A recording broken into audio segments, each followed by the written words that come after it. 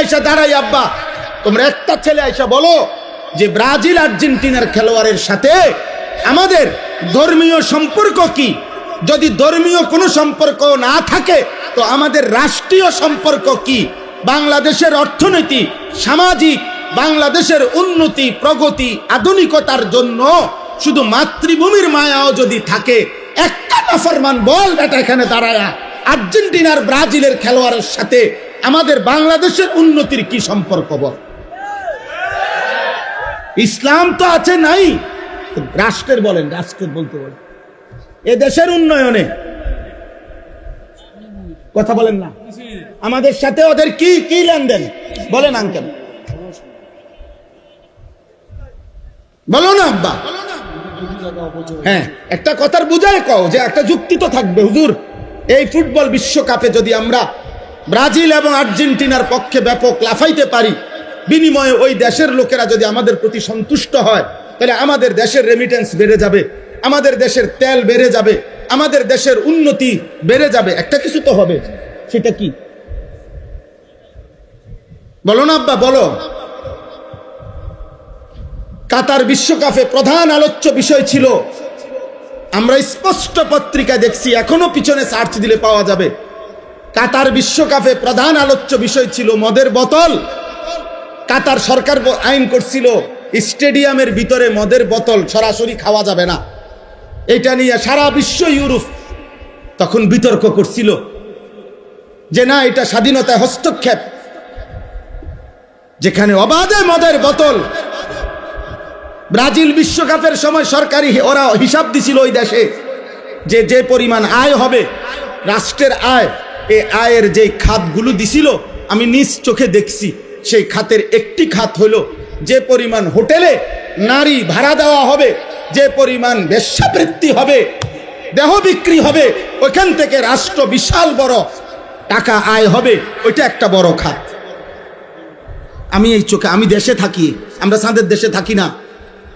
আমি জেনারেল লাইনে পড়ালেখা করা ছেলে, আমি কুমিল্লা ভিক্টোরিয়া কলেজ থেকে মাস্টার্স পাস করছি,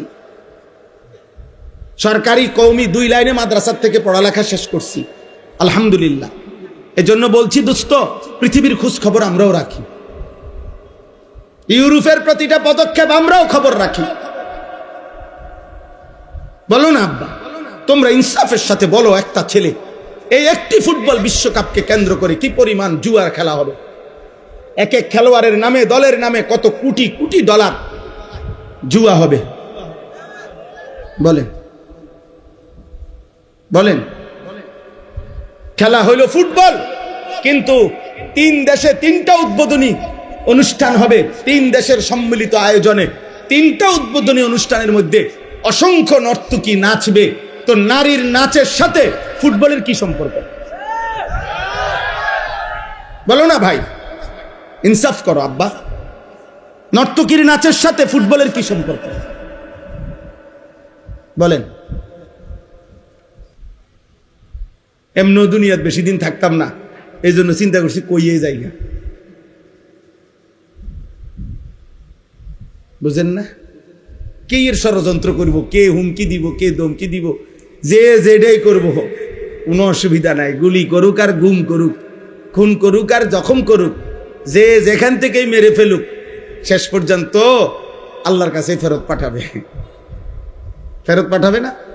আর ওই মালিক জুলুম করবে না, তিনি ইনসাফ করবে। আল্লাহর সাথে কথা বলে, কিন্তু আল্লাহ পরিষ্কার বলছে, দিল যার আল্লাহকে নিয়ে ভাবে না, কান যার আল্লাহর কথা শুনে না, চোখ যার আল্লাহর আয়াত দেখে না, ও জানোয়া। আল্লাহ বলছে,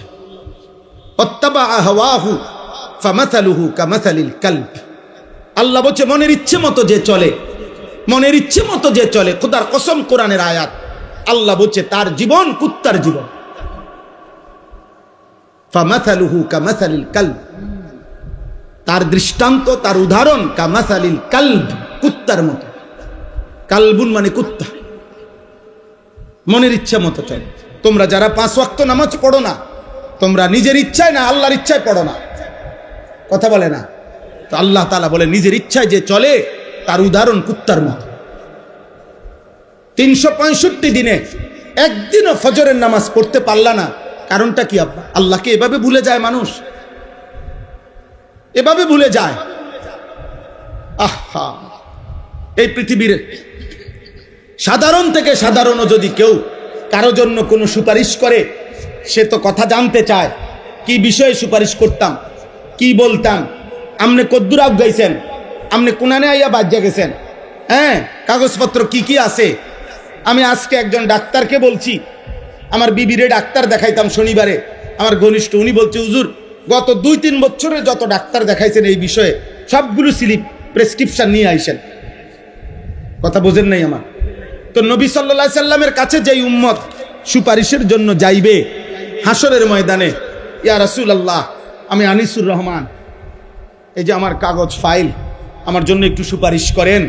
তো নবী সাল্লাল্লাহু আলাইহি সাল্লাম তাকায়া দেখবে 365 দিন খোদার এক বছরে একদিনও ফজরের নামাজ পড়ে নাই, 40 বছর টানা সুদ খাইছে, 40 বছর টানা বিড়ি সিগারেট খাইছে, 40 বছর টানা কথায় কথায় গালিগালাজ করছে, প্রতিদিন রঙিন টেলিভিশনে নর্তকীর ছবি দেখছে, এইভাবে লেখা আছে নামের নিচে আমল নামায়। আল্লাহর নবী তখন বলবেন, উম্মত, এই আমার উম্মত, এই শ্রেষ্ঠ নবীর উম্মত। আমি 23টা বছর তায়েফের পাথরের আঘাতে আমার সারা দেহ রক্তাক্ত হয়েছে, আমি এত রক্ত ঝরাইলাম যে আমার পায়ের জুতার সাথে পায়ের তালু রক্তে জমাট বাইদা খুলতে কষ্ট হয়েছে। 14 দিন টানা ক্ষুধার কষ্টে আমি পেটে 2টা পাথর ভাঙছি। 3 মাস আমার ঘরের চুলায়, খোদার কসম হাদিসে আছে, নবীর স্ত্রী আয়েশা বলছে রাদিয়াল্লাহু তাআলা আনহা, 3 মাস নবীর সংসারে টানা চুলায় কোনোদিন রান্না করা খাবার জোটে নাই। উহুদের দান করা শহীদে গর্তের মধ্যে এতটা সময় পড়েছিল যে নবীজি কাউকে ডাকতেও পারতেছিলেন না, কেউ খুঁজতেও পাচ্ছিলেন না। আল্লাহর নবী এভাবে আহত হয়ে রক্ত মাখা দেহ নিয়ে উহুদের প্রান্তরে পড়েছিলেন। নবী বলবেন, উম্মত, এই আমার তায়েফের রক্তের বিনিময়, এই আমার উহুদের দান শহীদ করার বিনিময়, এই আমার পেটে পাথর বাঁধা ক্ষুধার কষ্টের বিনিময়, এই আমল নামা। 60 বছর বয়সেও বিড়ি সিগারেট, 60 বছরের দাড়িওয়ালা বুড়া এখনো নর্তকীর নাচ, টেলিভিশনে চা দোকান, নাচ গান দেখা। আমি আল্লাহর সামনে এটা কেমনে সুপারিশ করি বলেন না? নবীজির সুপারিশ মানে কি? আপনার গুনাহ মৃত্যু পর্যন্ত মজবুতির সাথে গুনাহ চলবে, এক সুতা আপনি নড়াচড়া করবেন না গুনার থেকে, আর নবী শুধু দাঁড়াইবেন আর নবী বেহেশতে ঢুকাবে, এটা নিয়ে সুপারিশ। কথা বলেন না কেন? বলেন, একজন মুসলমান বলেন, সুপারিশ বলতে কি বুঝছেন? সুপারিশ মানে তো আবেদন, সুপারিশ মানে কি গ্রহণ? কথা বলেন না কেন? সুপারিশ মানে মুক্তি, সুপারিশ মানে নাজাত, সুপারিশ মানে জান্নাতে ঢুকানো, সুপারিশ মানে আবেদন। আবেদন, কেউ যদি সুপারিশ করে এটা প্রমাণ করে আবেদন, এটা আবেদন করছে, গ্রহণ করা, অনুমোদন করার জন্য ভিন্ন আরেকজন আছে। কথা বলে না? তাহলে নবীজি কি করবে? সুপারিশ করবে, তো এটা অনুমোদন করার জন্য আরেকজন কেউ থাকবেনি, তিনি কে? আরে বলেন না কে? তো নবীজি আবেদন করিলে, মনে করেন নবীজি আবেদন করার পর 1 কোটি মানুষ, সাপোজ আর কি 1 কোটি মানুষ আবেদন করছে, আল্লাহ তাআলা যদি বলে, বন্ধু আপনার আবেদনে ধরেন আমি একজন বাদে বাকি সবাইকে জান্নাত দিলাম, একজনকেই শুধু জাহান্নাম দিলাম, আর সেই একজন যদি হয় আনিসুর রহমান, তাহলে বাকি সবাই জান্নাতে গেলে আমার কি লাভ? কথা বুঝেন নাই আমার? নবীর সুপারিশে মনে করেন 100 কোটি যাবে। এই ছেলে, এই বেয়াদব, এই বেটা বেয়াদব, মোবাইল ধরলা কেন? গাদ্দারি করো কেন? তুমি চলে যাও বেটা, তোমার মতো ফালতু শ্রোতা না হলে চলবে বেটা।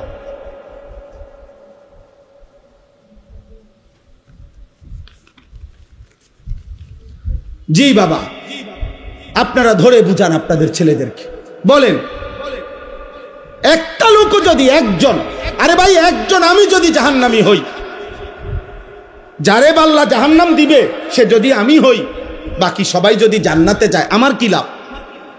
কথা কন না, আমার কি লাভ?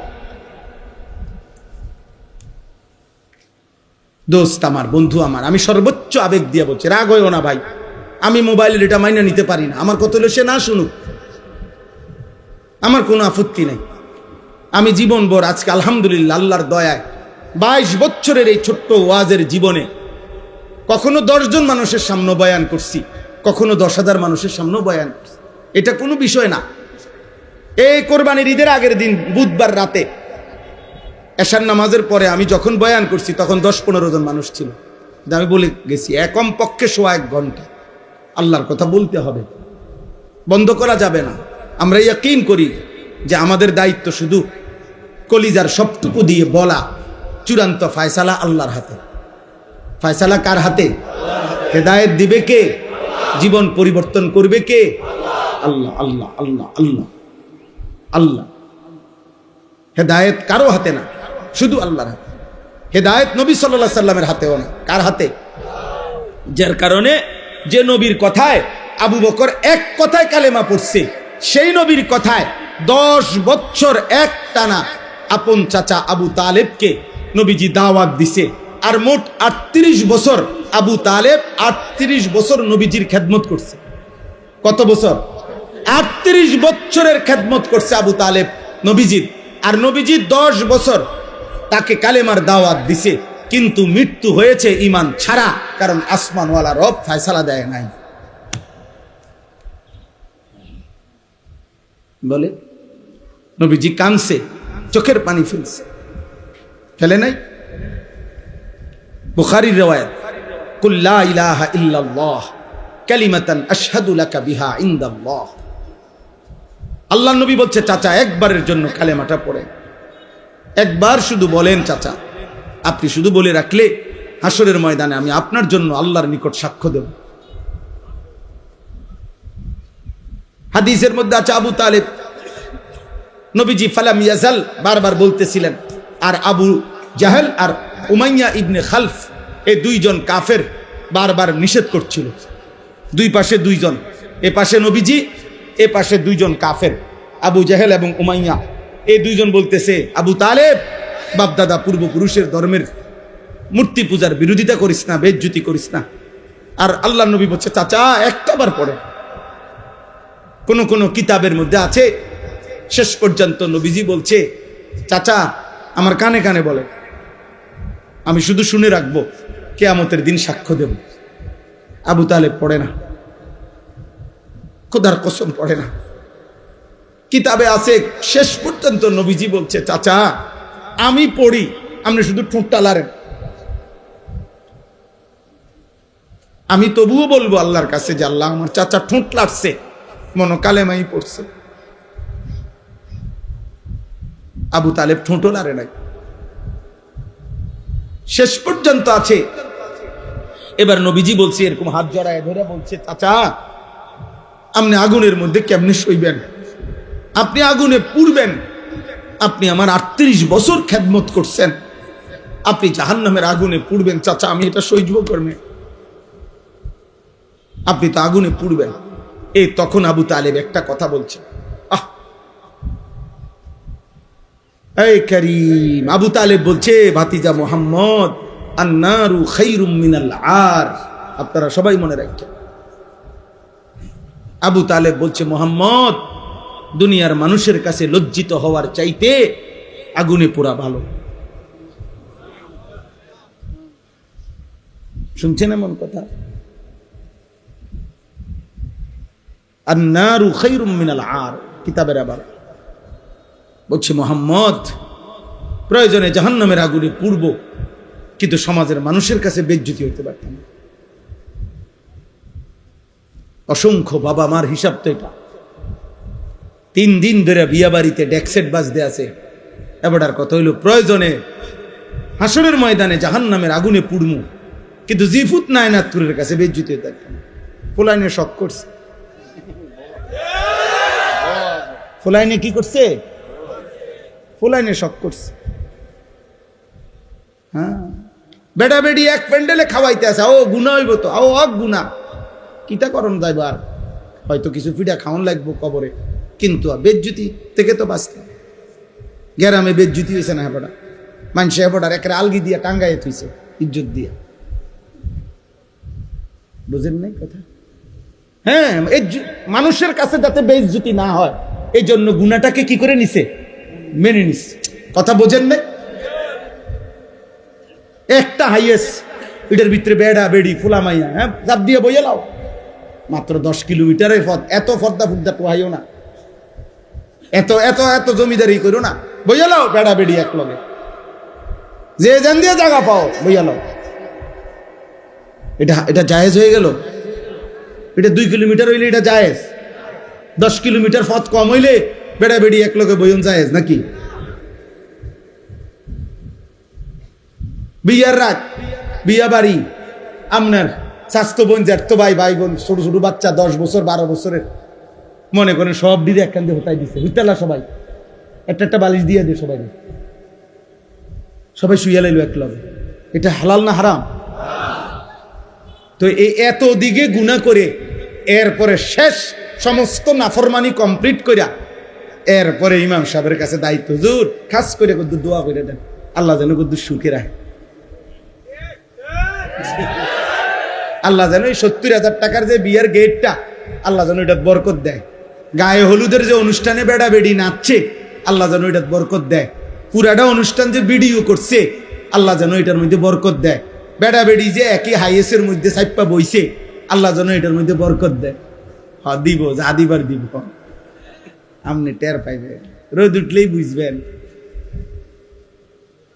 বুঝেন নাই? আস্তাগফিরুল্লাহ, আস্তাগফিরুল্লাহ, বলেন নাউজুবিল্লাহ, বলেন নাউজুবিল্লাহ।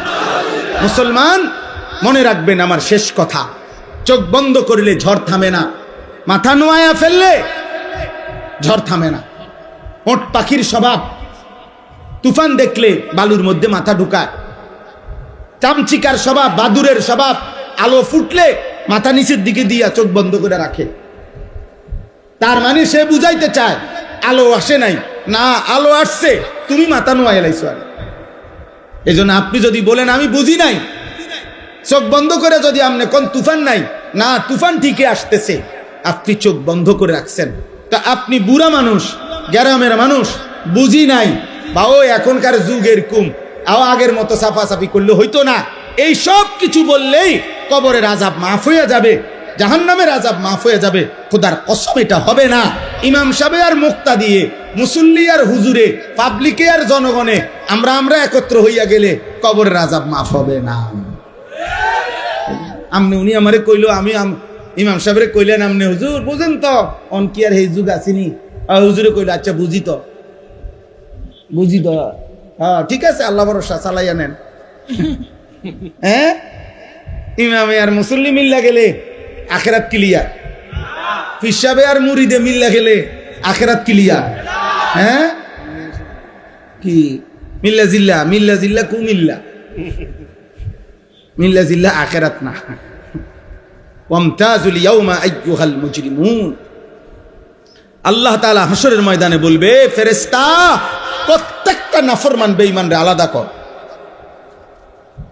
বাইর কর গার ধাক্কা দিয়া, ওয়াকিফুহুম ইন্নাহুম মাসউলুন। আল্লাহ বলবে ফেরেশতা প্রত্যেক পাপীকে 3 জন একসাথ করবি। প্রিয় ভাই, কোরআনের আয়াত, প্রত্যেক পাপীর বেলায় আল্লাহ বলবেন 3 জনকে একসাথ করবা। 1 পাপীকে, 2 এই পাপ কাজে তার সঙ্গী যে ছিল তাকে, 3 এই পাপ করতে গিয়ে সে যার উপরে ভরসা করছে তারে শেল্টার দিছে, সে যে সেই গডফাদার যে তাকে অন্যায় করতে, চুরি করতে, জিনা করতে, মদ খাইতে, জুয়া খেলতে, নারী দেখতে, জুলুম করতে, সন্ত্রাসী করতে, চাঁদাবাজি করতে, হারাম করতে যে তাকে শেল্টার দিছে, আল্লাহ বলবে 3 জনকে একসাথ করো। খোদার কসম আল্লাহ বলেন, আর জাহান্নামের রাস্তায় দাঁড় করাও, আমি একটা একটা করে জিজ্ঞেস করব আর জাহান্নামে পৌঁছায় দেব। কোরআন শরীফের আয়াত, উহশুরুল্লাযীনা যালামু ওয়া আজওয়াজাহুম ওয়া মা কানু ইয়াবুদুনা মিন দুনিল্লাহ ফাহদুহুম ইলা সিরাতিল জাহিম ওয়াকিফুহুম ইন্নাহুম মাসউলুন মা লাকুম লা তানাসারুন বাল হুমুল ইয়াওমা মুস্তাসলিমুন। আল্লাহ তখন ওই ওই তিনজনকে পাপী, পাপীর সঙ্গী, পাপ কাজ সে যার উপরে ভরসা করে করছে, এই তিনজনকে একসাথ করে আল্লাহ বলবেন, কি হলো, একজন আরেকজনকে সাহায্য করছো না কেন? একজন আরেকজনকে এখন কিছু বলছো না কেন? সহযোগিতা করছো না কেন?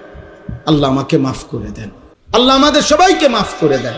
প্রিয় ভাই জোয়ান, মুসলমানের নওজোয়ান আব্বা, আগামীর পৃথিবী তোমাদের। তোমরা যাদের বয়স 14 বছর, 16 বছর, 18 বছর, 20 বছর, আমার আব্বা, তোমরা এত কম বয়সে এমন সুন্দর হায়াত নষ্ট করো না। এত নারী দেখো না আব্বা, এত নারী দেখো না, এত অশ্লীল ছবি মোবাইলে দেখো না, মদের আড্ডা, জুয়ার আড্ডায় যাইও না, জিনার ব্যভিচার, নারীর আড্ডায়, হারাম কোনো মেয়ের সাথে প্রেম ভালোবাসা, হারাম কোনো সম্পর্ক, পার্ক রেস্তোরাঁ বিনোদন, রাতভর গল্প, মোবাইলে আলাপ, বাস্তবতার হারাম প্রেম, সবটাই জিনা। খোদার কসম, হাতেরও জিনা, পায়েরও জিনা, চোখেরও জিনা, লজ্জাস্থানেরও জিনা, সবটাই নবীজি বলছে জিনা। লজ্জাস্থান দিয়ে যে অপকর্ম করে সেটাও জিনা, হাত দিয়ে যে হারাম নারী ছুঁয়ে দেয় এটাও জিনা, চোখ দিয়ে যে হারাম নারী দেখে, মানে যাকে দেখার অনুমতি নাই, এটা চোখের জিনা, কানের জিনা, হাতের জিনা, পায়ের জিনা। নবীজি বলছে, বিশুদ্ধ হাদিস, বুখারী মুসলিমের হাদিস।